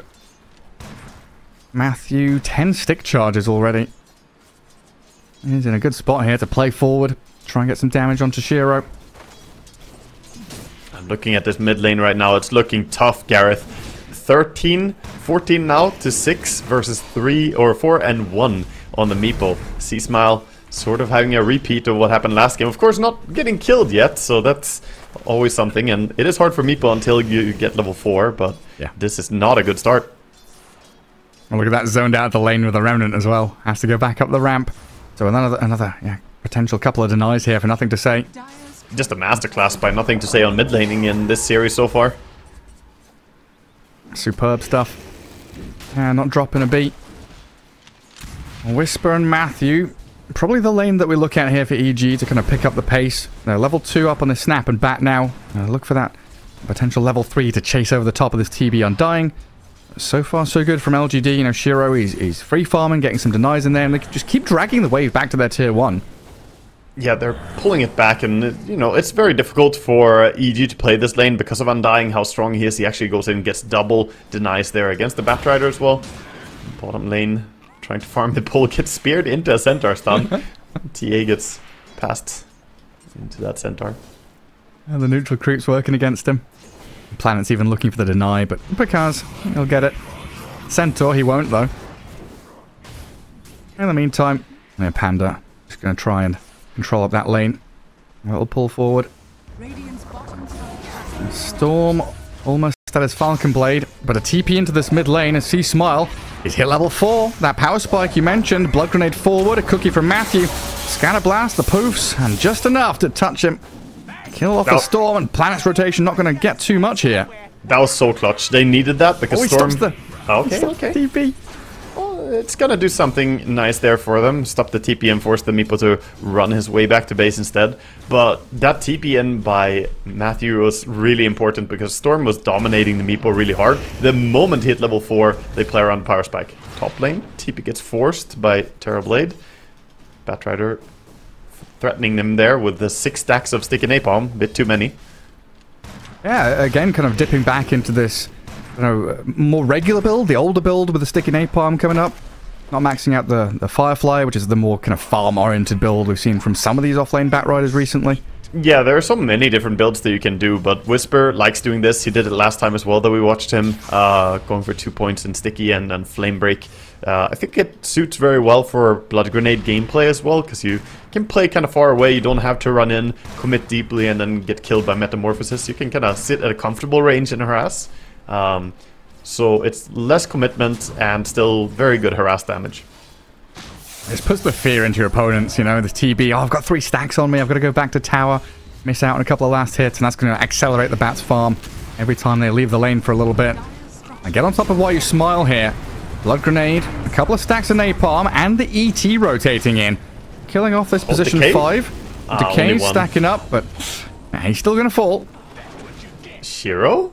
In a bit of an awkward journey here. There's no TP, right? TP as well, yeah. Cookie from Matthew.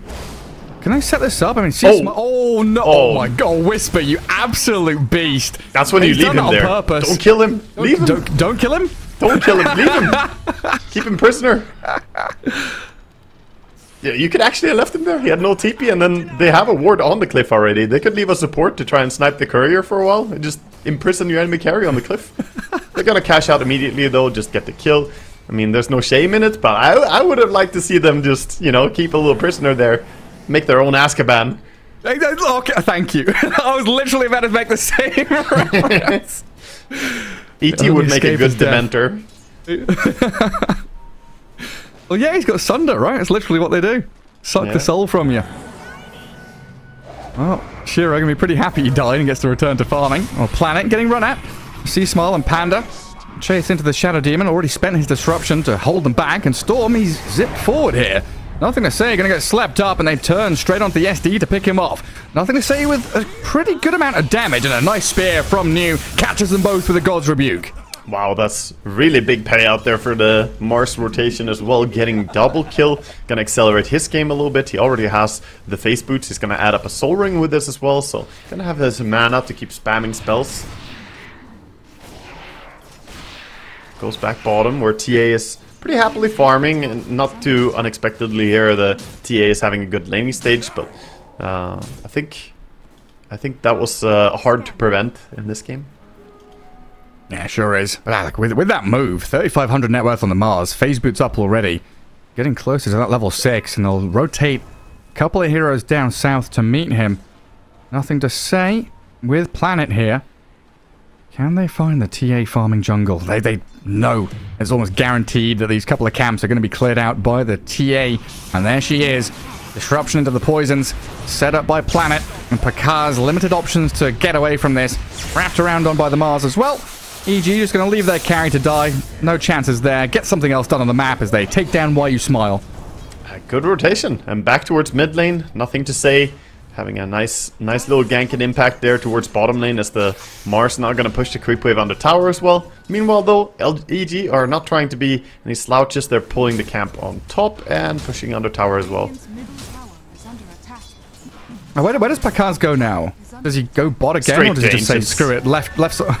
Oh, he goes bottom? Okay. I thought he'd go left side of the map, honestly. I mean, with the stacks they have prepared already over at the Ancients and the big camp, I'm surprised that he wants to go back bottom, but this is saying that he wants to hold on to this area of the map. Look at the LGD reaction though, straight towards bottom again. They're coming in with a second smoke, do it again. Deja vu for Pakar's in a second.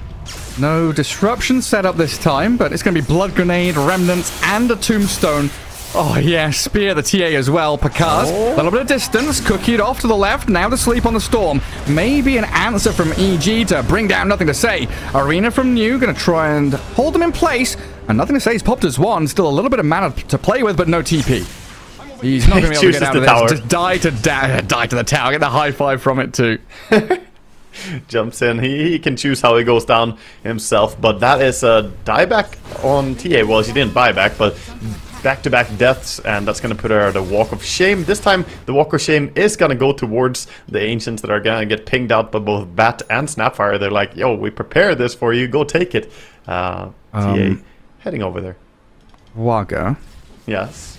The Terrorblade. No. Not again. Not again, Gareth. This goddamn Midas. They gotta stop, Gareth. They gotta stop. We've talked about the win rate on this Midas. I don't even say it. I just have to point you in the direction. I didn't even click the hero before I asked you to be, or before I said it. To be honest, I knew exactly.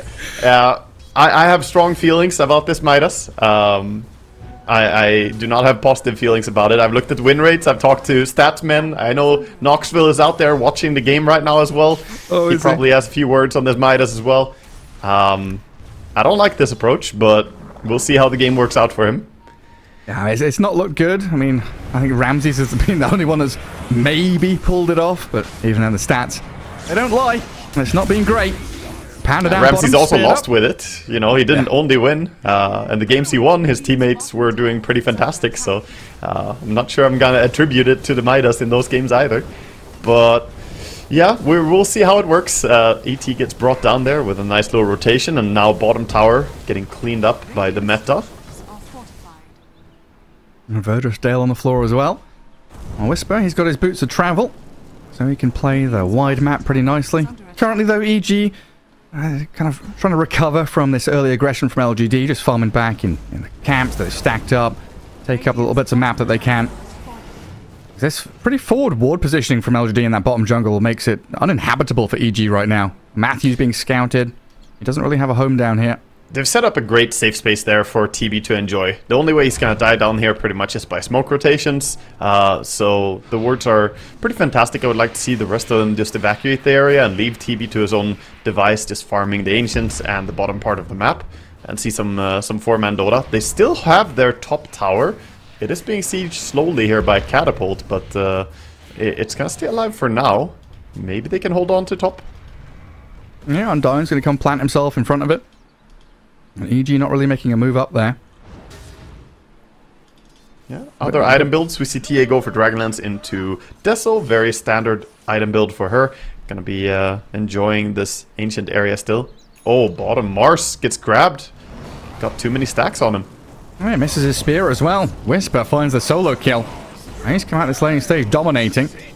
Have to respect that travels on Batrider. And also has Faded Brooch. That is a S tier 1 item for him.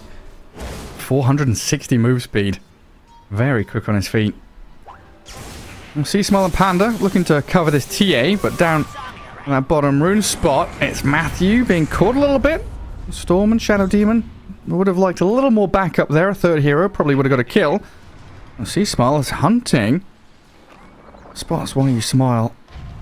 It's invisible, looking for someone that he can go on. Can't really start on the Undying with SD nearby. Opts to go top instead.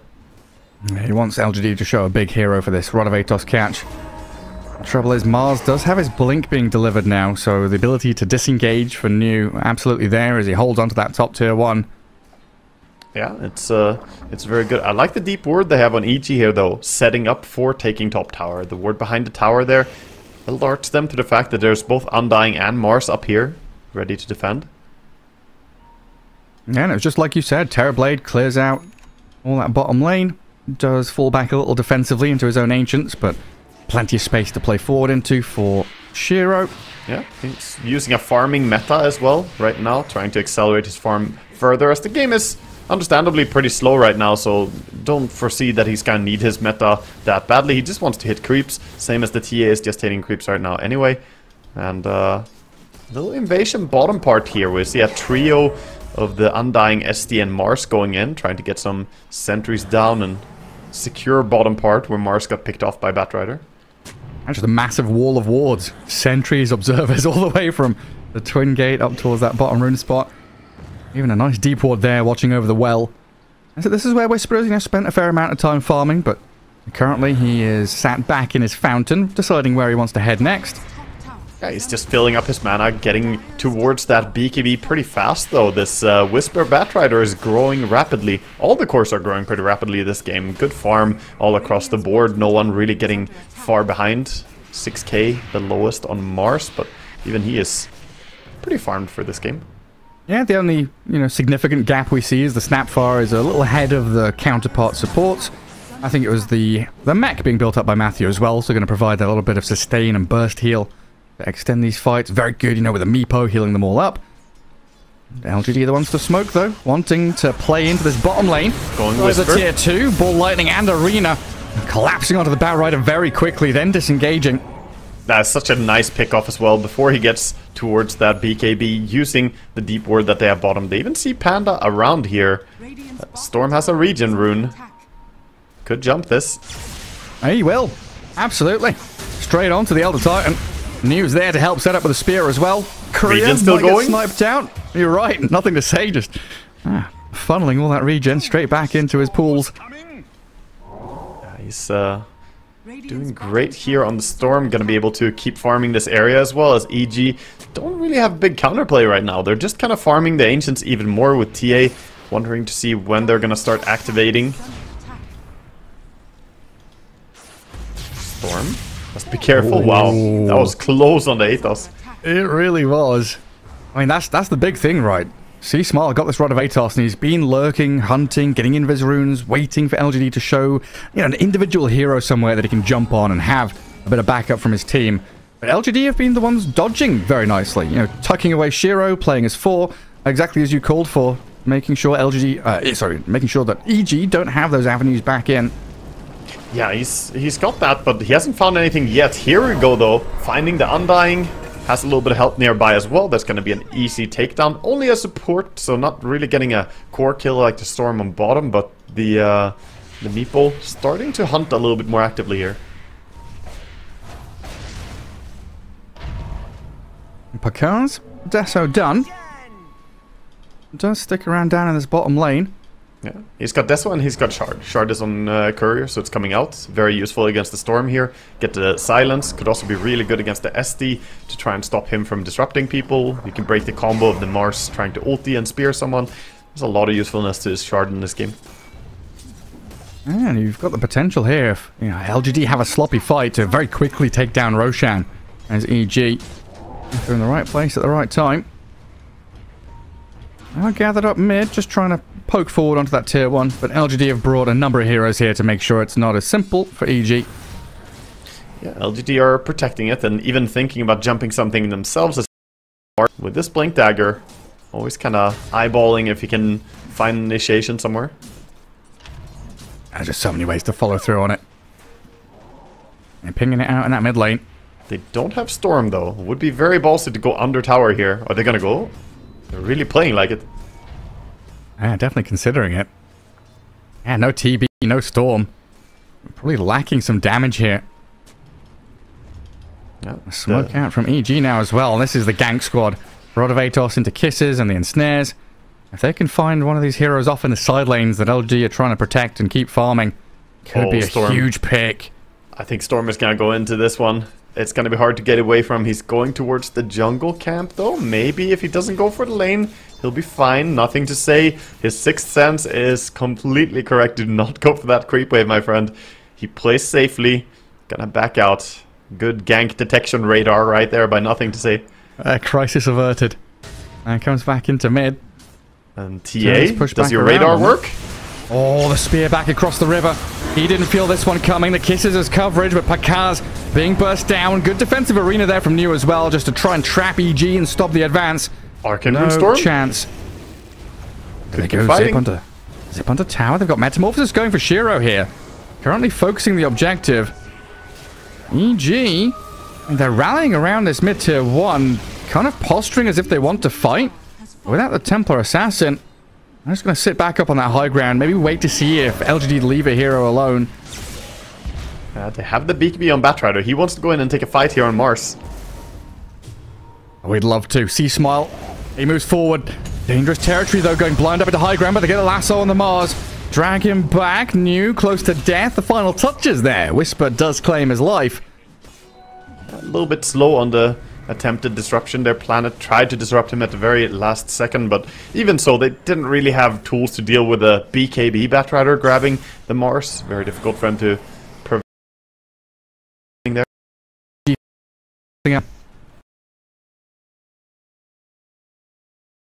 Going there, continuing to try and build up these ancients. Cease.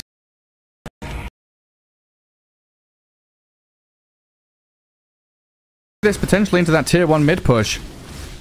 Yeah, knowing there's no meta, no SD. Tower should go down very fast here with both TA and the damage of Panda and Matthew nearby. They also have the drums ready if they need to disengage anything. Yeah, no defense from LGD. Just let that objective fall. Radiant scanning behind the storm, so they get the jump from C Smile. Rooting up, Nothing to say, but he zips away. New came in, stun up, turn around, ball dancing forwards. Storm Spirit doesn't want to hard commit, but he's got the rest of his team arriving now. I don't want to caught out by this EG side who are ready, 5 men strong atop the staircase. Damage output in general, so pretty hard for LGD to take a fight without the Terrorblade being ready. He has Manta style, but ideally you want more than just the Manta for this fight. Viz Whisper saying goodbye to your Shadow Demon. God, you weren't kidding about that damage output. Oh yeah, they burst them. They bring them down so fast with the 3 points in natural order as well, taking away the magic resistance. And even this chase here, New, not in safe territory. He doesn't have TP yet. 20 seconds. He has is a blink. Trying to get out of here. Yeah, he's going to get hunted down all the way to this top left corner. The drums. Uh-oh. There we go. Chase them all into the trees. Atos is gonna fly in. Blink in a second. Up in the roots though now. C-Smile's and stop. The damage is going to be there. EG secure another kill.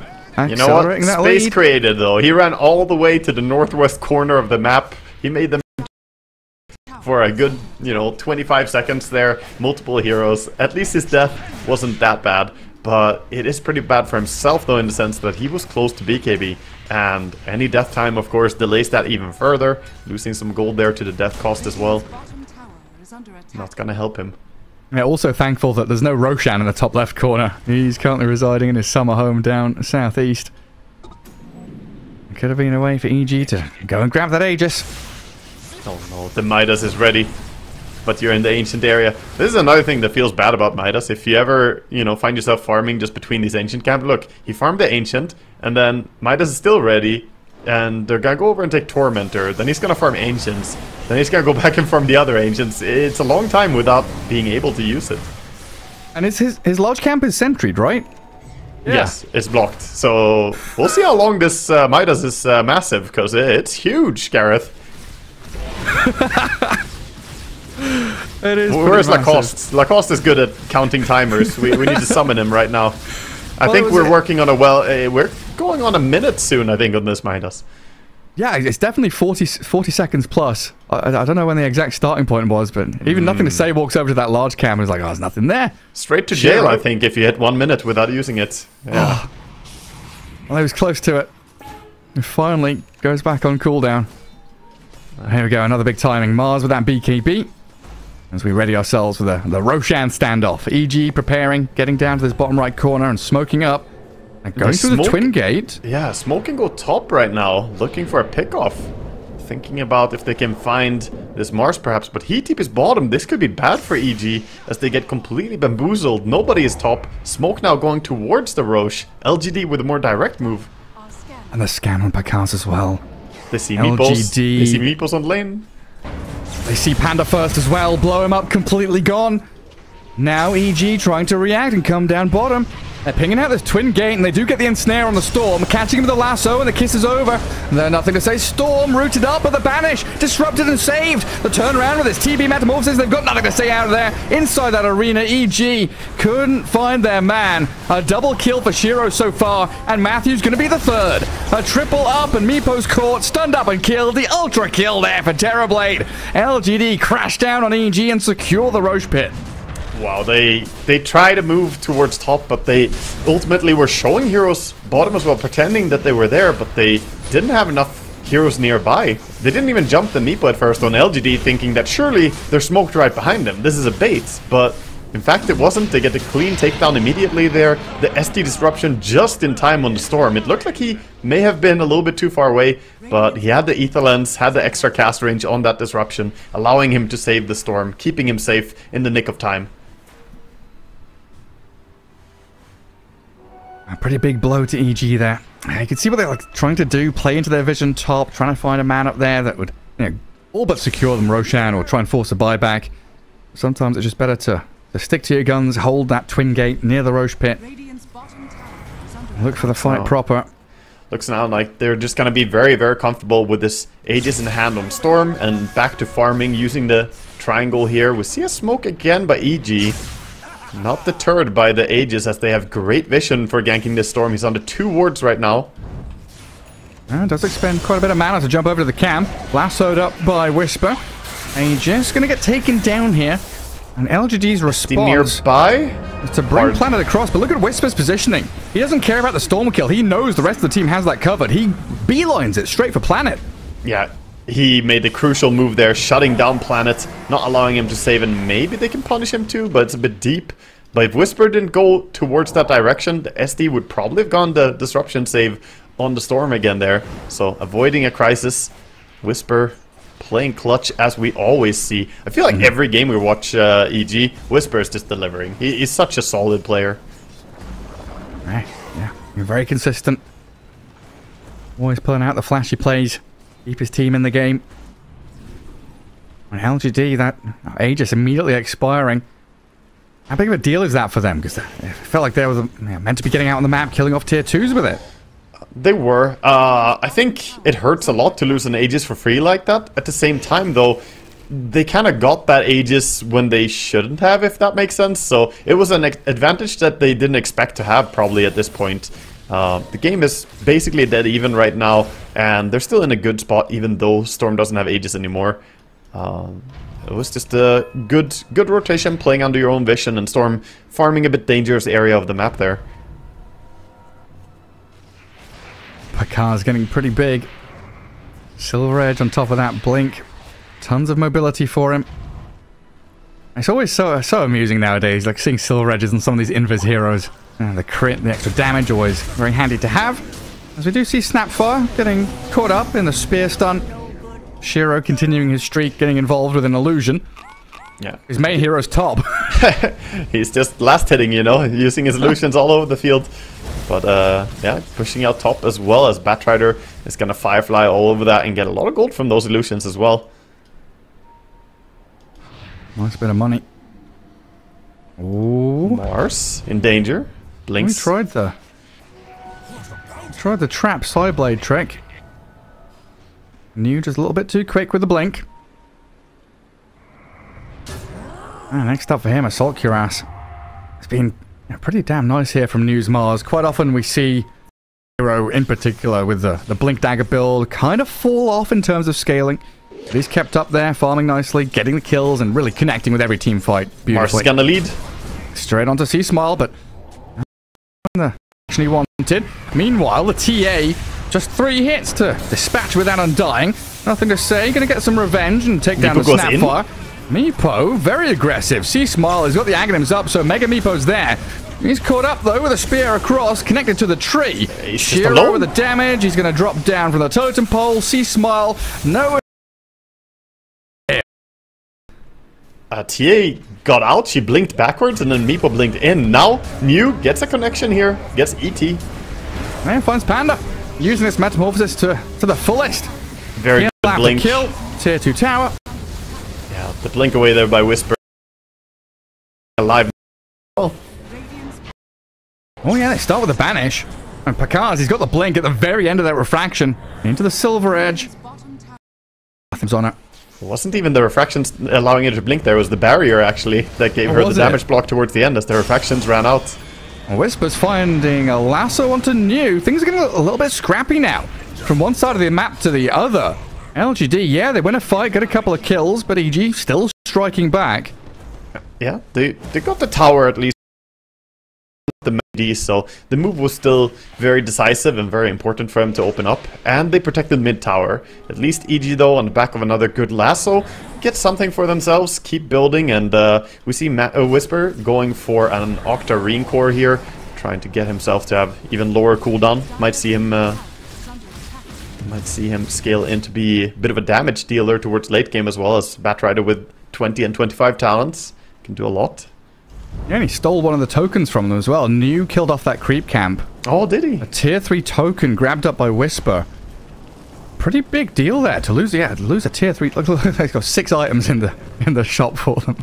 Right. Yeah, and only the 4 gonna be available here. So looks like it's gonna be who? Undying playing without a token then. Yeah, I guess.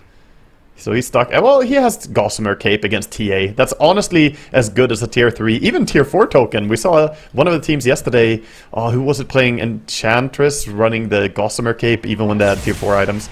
Either way, it's very good against TA.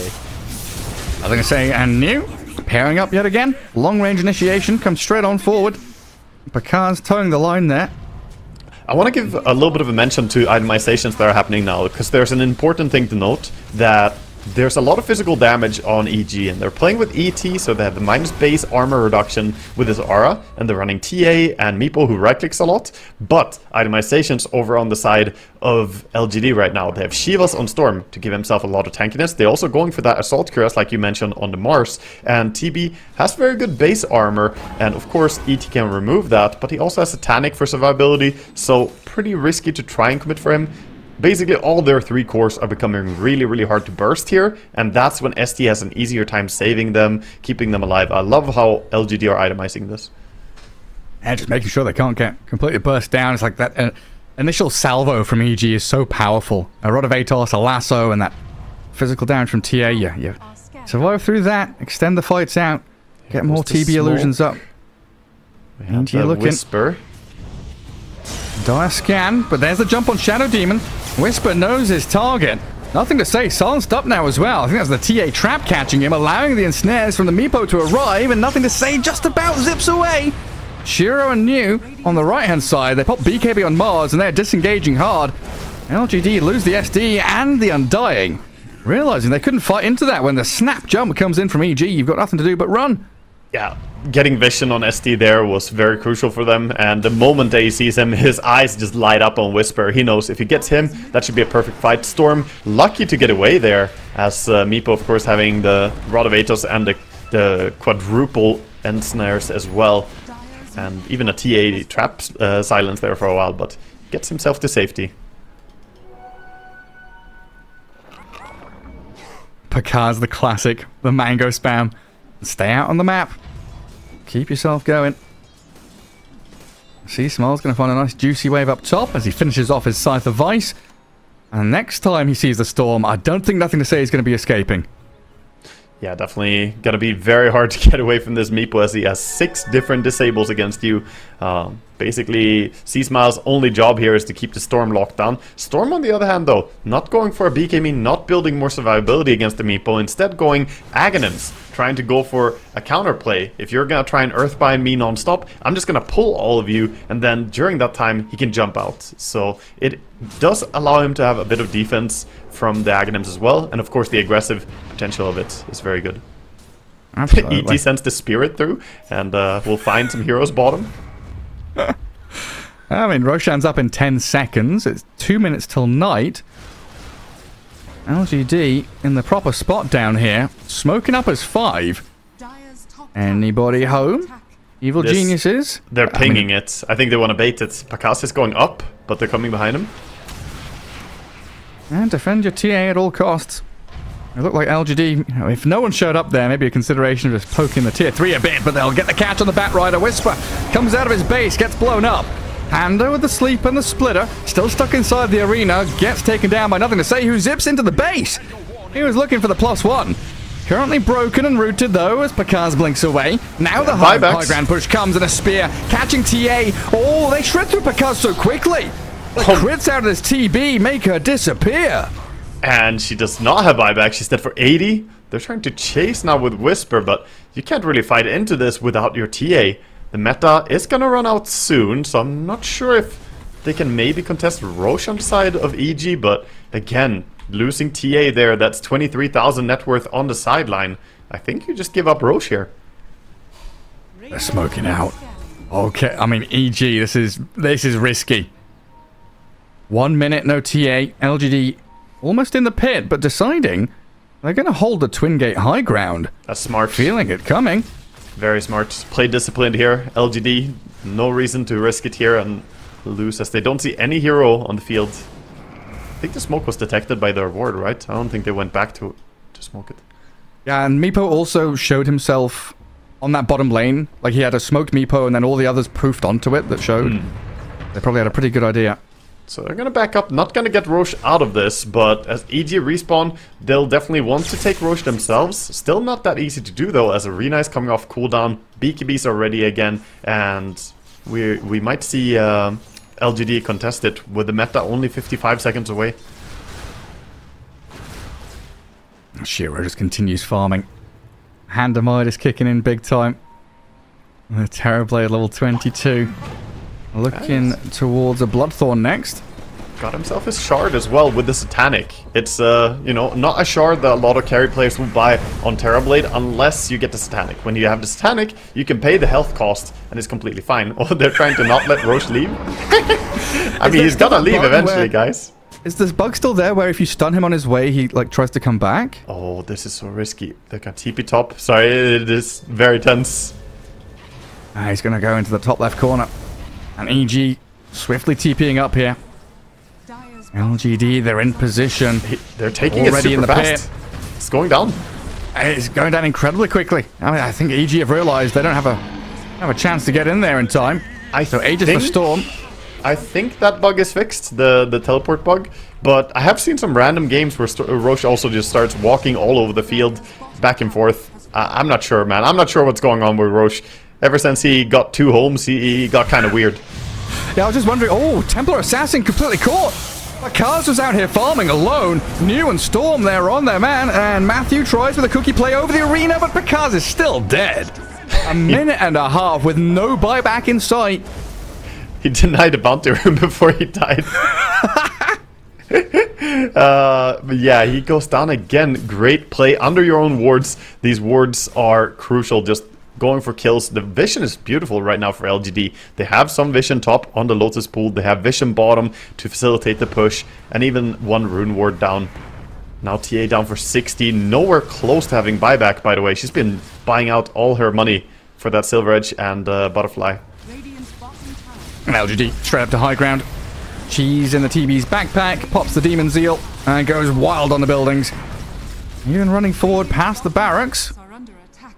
Trying to protect his backliners there, while Whisper goes cutting waves. He's just going. They're going for tier 4s.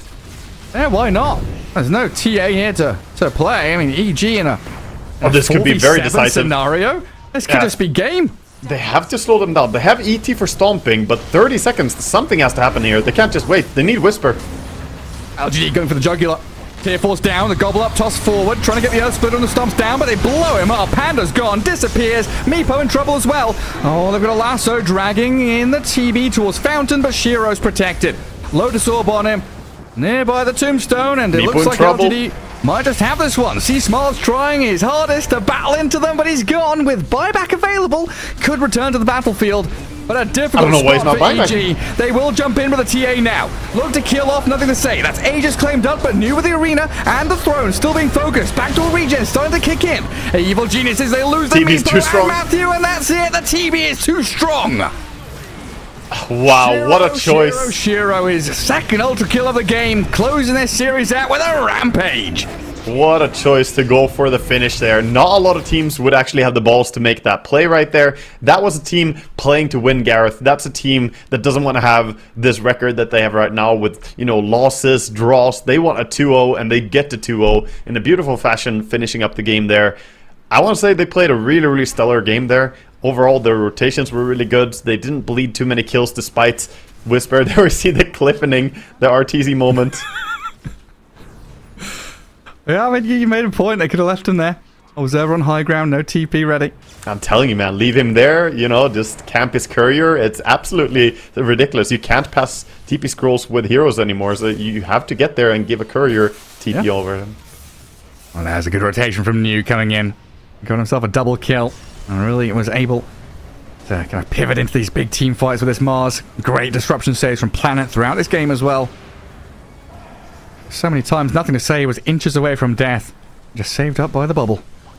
Yeah, he just barely lived a lot of times, but the disruption, good positioning overall there by Planet, always trying to stay as close as possible. Here we see the decisive jump, getting that pick off on the Batrider. Really opening up all the options here for them. And really crisp stuff. Perfect smokes and positioning. Kind of baiting out Roshan's multiple times, LGD. And then we get into that final push. Like you said, decisive moment, going for throne, trying to finish things off, and really putting EG in an awkward position where they had to commit. You know, they lose ET, they gold him up, spat him in, trying to wait for the TA to come back into play, but this wasn't enough.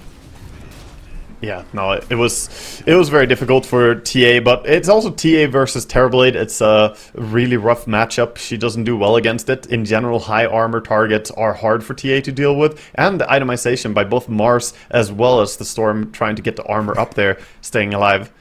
I'm distracted, man. I can only look at your little dino dance. You're just avoiding the conversation around TB Midas winning a game. I mean, it won a game, but let's be honest here. Was it the Midas winning the game, or was it the team winning the game? I think nothing to say clapped Meepo on mid. I think that SD did his job perfectly saving people. I think you can go Midas or you can go Yaksha. You can buy a Crystallis first item probably on TB, and the game will still look like this.